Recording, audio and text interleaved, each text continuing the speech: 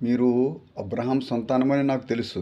అయినను మీరు నన్ను చంపగోరుచున్నారని ఆనాటి యూదులతో ప్రభువైన యేసుక్రీస్తు gospel according to John 8th chapter 37, 38, 36, 35, 34, 39 ఈ వచనాల్లో మనకి ఆయన మాట్లాడినటువంటి మాటలను మనం చూస్తే మనం తెలుసుకోగలం. ఈ మాటలను మనం చూస్తూ ఉంటున్నప్పుడు నాకు అర్థమైంది ఏమిటంటే, ఆయనను చంపగోరువారు ఆ కాలంలోనే కాకుండా ఈ కాలంలో కూడా ఉన్నారు. యేసు ప్రభువును ఇంకా చంపుదామని చంపుతూ ఉన్నవారు చాలామంది మనలో, ముఖ్యంగా క్రైస్తవుల కుటుంబాలలో కూడా ఉన్నారు.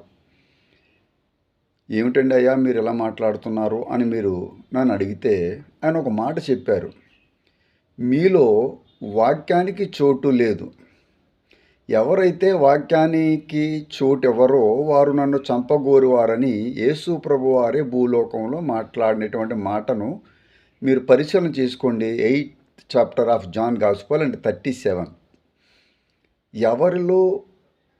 ఎవరి హృదయాలలో, ఎవరి నివాసాలలో, ఎవరి గృహాలలో దేవునికి చోటు ఉండదో, దేవుడు వాక్యానికి చోటు ఉండదో వారు దేవుణ్ణి సిలువ వేసినట్టు లెక్క.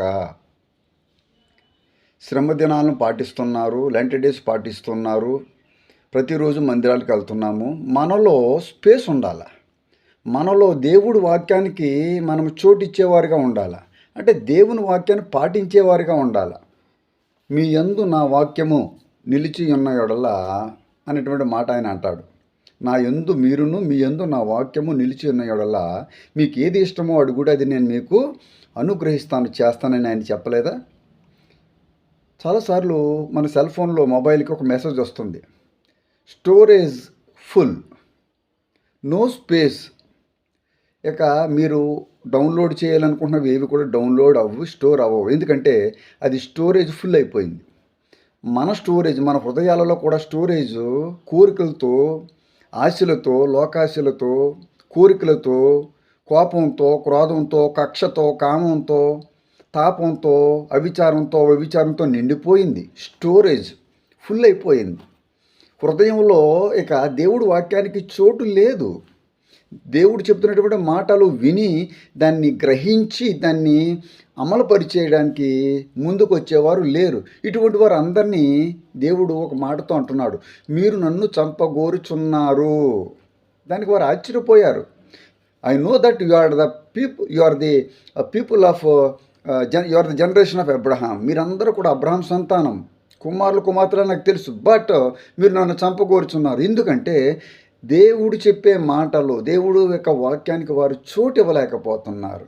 ఈ రోజున టీవీకి చోటు ఉంది. టీవీ సీరియల్స్కి మనమందరము చాలా టైం ఇన్వెస్ట్ చేస్తున్నాం.